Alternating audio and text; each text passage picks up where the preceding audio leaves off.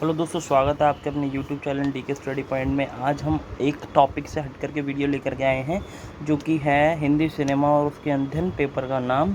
और ये जो है बीए थर्ड ईयर के स्टूडेंट 6 सेमेस्टर वालों के लिए जो पेपर है बहुत इंपॉर्टेंट है। तो उसी का टॉपिक है हिंदी सिनेमा में कैमरे की भूमिका। तो आज हम इस पर बात करेंगे। तो वक्त ना ख़राब करते हुए जल्दी से शुरू करते हैं। उससे पहले एक छोटी सी बात कहना चाहूँगा, वीडियो को लाइक कर दीजिएगा अगर वीडियो पसंद आती है, और ये आपके काम की है, इस ज़्यादा से ज़्यादा लोगों पर शेयर कीजिए जो कि उनका भी काम चल सके। वीडियो के लास्ट में मैं इस PDF का लिंक भी दे दूँगा, पर वो आपको मिलेगा बिल्कुल लास्ट में। तो कृपया करके वो मैं आपको लास्ट में बताऊँगा कि मैं कहाँ पर दूँगा इसका लिंक, ठीक है। तो आप वीडियो में बने रहें। तो हम बात करते हैं सिनेमा में कैमरे की भूमिका को लेकर के। कैमरा सिनेमा का आधार है, और सिनेमा में दर्शकों जो कि कुछ भी देखता है, जो दर्शक जो है वो कुछ भी देखता है, वह उसे कैमरे के द्वारा ही दिखाया जाता है। और सिनेमा जो है दृश्यों का माध्यम और दृश्य को निर्माण करने में मदद करता है। यानी दृश्यों के माध्यम से क्या करता है, वो दृश्यों का निर्माण करने में उनकी मदद करता है। कैमरे के प्रयोग से किसी भी दृश्य को जो है सफलतापूर्वक क्या है, फिल्माया जा सकता है। अगर कैमरा किसी भी दृश्य को सही तरीके से फिल्मा पाने में नाकाम रहेगा तो फिल्म पर इसका सीधा सीधा असर देखने को मिलेगा। और फिल्म जो है कहानी से कहीं ज़्यादा बढ़कर होती है, और कहानी में एक दूसरे के परिवेश का निर्माण किया जाता है, और किसी भी व्यक्तित्व जो है गढ़ा जाता है व्यक्ति का, यानी उसकी पर्सनैलिटी को उसके अंदर शो किया जाता है। और इस काम में जो कैमरा है निर्देशक की मदद करता है। जो डायरेक्टर होता है उसकी पूरी हेल्प करता है इसके अंदर। अब इसमें अगला पॉइंट आता है, जैसे मैं आपको बताऊं, फिल्म की प्राथमिक इकाई, ठीक है। फिल्म की प्राथमिक इकाई, फिल्म एक दृश्य विधा है, और इसमें हम कहानी देखते हैं। और सिनेमा की प्राथमिक सार्थिक इकाई दृश्य है, और वास्तव में सिनेमा जो है दृश्यों का ही एक संयोजन है, और एक फिल्म कई दृश्यों को जोड़कर बनती है। और इन दृश्यों का निर्माण जो है शॉट से होता है। शॉट मतलब कई शॉट दृश्य का निर्माण करते हैं, यानी शॉट सिनेमा की वह छोटी सी और दृश्य सिनेमा की सबसे प्राथमिक सार्थिक इकाई है। यानी सबसे प्राइमरी फैक्टर है, ये सबसे छोटी इकाई, सबसे पहले जिसे शॉट कहते हैं। और इन दोनों का निर्माण जो है कैमरे के द्वारा ही किया जाता है। मतलब जो एक मूवी तैयार होती है उसमें क्या होता है, एक शॉट जो है उसकी बहुत अहम भूमिका होती है, क्योंकि छोटे छोटे क्लिप्स से समझ सकते हैं आप शॉट का मतलब, ले करके उन्हें फिर जोड़ा जाता है लास्ट में। सिनेमा में शॉट जो है कई प्रकार से लिए जाते हैं। जैसे वास्तव में सिनेमा में चरित्र को कैमरे की दूरी के हिसाब से परिभाषित किया जाता है, और अलग अलग तरीके से जो शॉट हैं वो परिवेश और चरित्र के साथ दर्शकों का जो है संबंध अलग अलग तरीके से स्थापित करते हैं। कैमरा तथा विषय एवं वस्तु के बीच में दूरियों के हिसाब से जो है शॉट विभिन्न प्रकार के हो सकते हैं। और कैमरे से विषय तथा वस्तु की दूरी जो है विभिन्न प्रकार के प्रभाव तथा अनुभूति की रचना करने के लिए होती है। कुछ प्रमुख शॉट और उनके प्रयोग जो है निम्नलिखित हैं। जैसे एक्सट्रीम लॉन्च शॉट। इसमें क्या होता है, एक्सट्रीम लॉन्च शॉट के अंदर इसका उद्देश्य किसी भी स्थान को स्थापित करना होता है, और जहां पर कोई दृश्य या एक्शन घटित हो रहा है उसके द्वारा कहानी की पृष्ठभूमि या परिवेश का रूपांकन करना।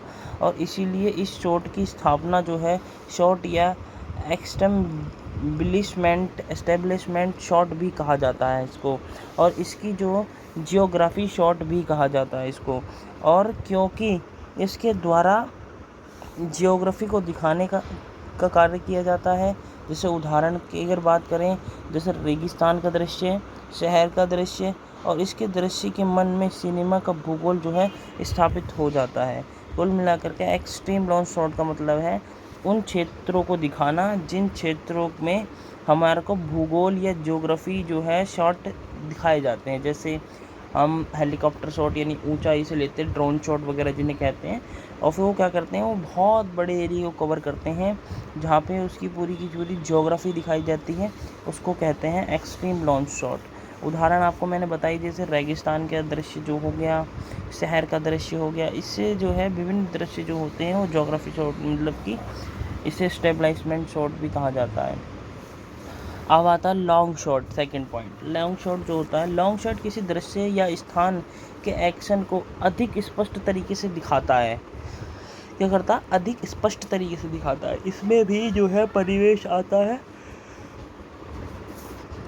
इसमें भी परिवेश आता है, लेकिन व्यक्ति जो है प्रमुखता लेने लगता है और इसमें प्रत्येक व्यक्ति का जो एक्शन है स्पष्ट देखा जा सकता है और निर्देशक जो होता है उसको सिर्फ उस व्यक्ति या एक्शन को इस शॉट के द्वारा दिखाना चाहिए जो आवश्यक है, यानी ज़रूरी शॉट्स दिखाने चाहिए। Mid launch shot. अब मिड लॉन्च शॉट जो है थर्ड पॉइंट है। इसमें क्या बताया गया है? अब चरित्र जो है ज़्यादा नज़दीक आ जाता है और इसे ठीक ठीक पहचाना जा सकता है और इसमें चरित्र को सिर से घुटनों तक ही दिखाया जाता है। मतलब इसमें चरित्र जो है उसकी पर्सनैलिटी को सिर से सिर्फ घुटनों तक ही दिखाया जाता है मैक्सिमम। मिड शॉट में आसपास की वस्तुओं तथा क्षेत्र को निकाल दिया जाता है और कैमरे का जो फोकस है मुख्य तौर पर व्यक्ति के शरीर पर आ जाता है। मूल रूप से यह बॉडी शॉट होता है, यानी मिड शॉट को हम बॉडी शॉट भी कह सकते हैं, क्योंकि आसपास की जो चीज़ें हैं उन सब पर से हट करके जो पूरा का पूरा कैमरे का फोकस होता है वो उस व्यक्ति के व्यक्तित्व पर ही आ जाता है। Close up shot. क्लोजअप का मतलब होता है ये दृश्यों को किसी व्यक्ति या वस्तु के पास ले जाता है। इसमें आसपास की अधिकांश चीज़ें जो है वातावरण और पृष्ठभूमि को निकाल दिया जाता है और यह शॉट किसी भी दृश्य की भावना की अभिव्यक्ति और क्लाइमैक्स और विकास तथा नाटकीय को उत्पन्न करने के लिए किए जाते हैं। इसमें चरित्रों की जो सूक्ष्म भावना है, बारीकी की, उसमें अनुभूति चेहरे पर दिखाई देती है और दृश्यों में भावना जो है भावनात्मक प्रभाव देने के लिए क्लोजअप शॉट काफ़ी महत्वपूर्ण होते हैं और इसमें व्यक्ति के कमर में उसके सिर तक दिखाया जाता है। मतलब कि इसमें कौन से शॉट दिखाए जाते हैं? व्यक्ति की कमर से लेके उसके सिर तक का शॉट दिखाया जाता है। जैसे कि आपने पिक्चरों, फिल्मों, वेब सीरीज़ और अब तो ढेरों उदाहरण हैं जिसमें आपने ये देखा होगा। Medium closeup shot. अब मीडियम क्लोजअप शॉट कौन सा होता है?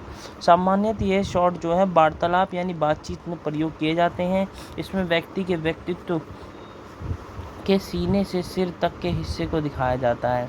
इसमें क्या जाता है? बातचीत जो होती है आपस में वार्तालाप की, उन शॉट्स को दिखाया जाता है। अब जैसे मैं आपको उदाहरण दूँ कि अगर इंसान बात करेगा तो मेन फोकस उसके मतलब मुंह पर ही रहता है, परंतु इसमें थोड़ा सा एक्स्ट्रा लेकर के चलते हैं जो कि पूरी की पूरी दिखाई दे। अब अगला जो इसमें पॉइंट है वो है एक्सट्रीम क्लोजअप शॉट। इसके अंदर आपको पता चलेगा अत्यंत सूक्ष्म भावनाएं, जो बिल्कुल बारीकी की भावनाएं, उसमें अत्यंत सूक्ष्म भावनाएं और अनुभूति तथा किसी भी प्रकार के नाटकीय प्रभाव को दिखाने के लिए क्या करा जाता है? एक्सट्रीम क्लोजअप शॉट का प्रयोग किया जाता है। हालांकि इस शॉट के प्रयोग को लेकर मतभेद और यह माना जाता है कि इस शॉट का प्रयोग जो है काफ़ी सोच समझकर और बेहद ज़रूरी पड़ने पे ही किया जाता है। इसके अलावा भी कई शॉट होते हैं जो कि हिंदी सिनेमा के निर्माण और संपादन हिंदी सिनेमा के जो निर्माण और संपादन में विवरण देने का प्रयोग में लाते हैं, जैसे कि कटअवे शॉट। इसमें क्या होता है?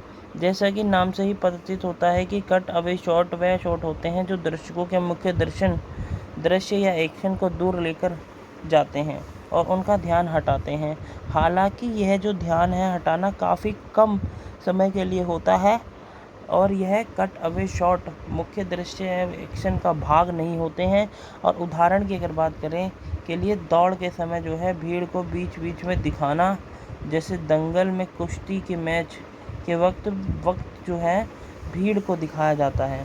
कुल मिलाकर के अब जैसे दौड़ का शॉट है तो एक साथ पूरी दौड़ का शॉट नहीं ले सकते, क्योंकि कोई ज़रूरी नहीं है कि कोई एथलीट ही हो वो उतना भाग ही पाए, परंतु उसमें क्या किया जाता है कट अवे शॉट के अंदर, अब जैसे आप कोई निर्णायक भूमिका में हो, मेन रोल के अंदर हो और आप शूटिंग कर रहे हैं फॉर एग्ज़ाम्पल किसी छोटी सी स्टोरी वगैरह के लिए, तो उसमें 1-2 यानी 100 किलोमीटर की दौड़ या फिर मैराथन या फिर 10 किलोमीटर की आप उदाहरण के साथ समझ सकते हैं एक दौड़ है, वो आपको मैराथन के तौर पे लगातार मारनी है।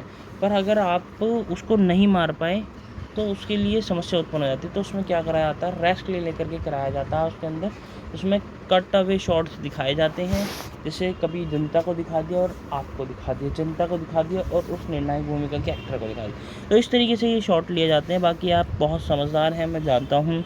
जूम शॉट, इसका प्रयोग किसी भी वस्तु या विषय से दूर या पास जाने के लिए किया जाता है। पैन शॉट, पैन शॉट का प्रयोग किसी भी वस्तु या स्थान या परिवेश के वर्णन देने के लिए किया जाता है। इसमें कैमरा जो है बाईं से दाईं ओर और दाएं से बाईं ओर की ओर जाता है। कैमरे के द्वारा जो है प्रभाव उत्पन्न करने के लिए कैमरा जो है एंगल का भी प्रसंग अनुप्रयोग किया जाता है। और जो टॉप एंगल शॉट होते हैं उसके अंदर कैसे लिया जाता है, टॉप एंगल शॉट किसी भी स्थान को दिखाने के लिए किया जाता है। ऐसा प्राय एक्सट्रीम लॉन्च शॉट में किया जाता है। और इसके साथ ही परिवेश में किसी भी परिवेश में व्यक्ति के अकेलेपन या उसकी असहायता को दर्शाने के लिए इसका भी प्रयोग किया जाता है। लॉन्ग एंगल शॉट जो होता है इसके द्वारा नीचे से ऊपर की ओर दिखाया जाता है। इसमें कई चरित्र की मजबूरी या उसकी शक्ति को दिखाया जाता है।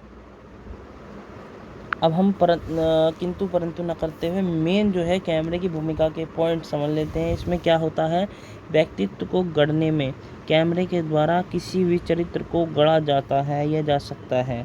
परिवेश का जो वर्णन करने में कैमरे के द्वारा किसी फिल्म या दृश्य के परिवेश को गढ़ा जाता है। भाव की अभिव्यक्ति जो होती है, कैमरे के प्रयोग द्वारा भावों की अभिव्यक्ति को प्रभावशाली बनाया जाता है। सौंदर्य निरूपण, कैमरे के प्रयोग से किसी भी वस्तु या व्यक्तित्व को सुंदर रूप दिया जाता है और वास्तव में पर्दे पर दिखाई देने वाली सुंदरता में उसके कैमरे वर्क का हाथ बहुत ज़्यादा होता है। अगर कैमरे का सही तरीक़ा से इस्तेमाल नहीं किया जाए तो इसे अपना प्रभाव नहीं छोड़ पाएगी। उत्सुकता पैदा करने, 5वां पॉइंट, उत्सुकता पैदा करने में कैमरे का प्रयोग जो है उत्सुकता पैदा करने के लिए होता है। जैसे कि कई कैमरा बस किसी की जूतों पर फोकस करता है या किसी के कदमों की हलचल को दिखाता है। इसके दृश्यों के भीतर उत्सुकता पैदा होती है। इस तरह से हम देखते हैं कि कैमरे के द्वारा सिनेमा को प्रभावशाली रूप देने और उसके कथा कहने और परिवेश का निर्माण करने और व्यक्तित्व को उभारने तथा दिलचस्पी बढ़ाने का काम किया जाता है। वास्तव में अच्छी फिल्में अच्छे कैमरा वर्क के बगैर नहीं बन सकती। आज की वीडियो में इतना ही, बाकी इसकी PDF आपको मिल जाएगी। वीडियो को शेयर कर दें, वीडियो को लाइक कर दें और कमेंट करके बताएं कि वीडियो कैसी लगी। तो do subscribe, don't forget to do subscribe my channel. मिलते हैं इसके बाद नेक्स्ट वीडियो में, जब तक के लिए धन्यवाद।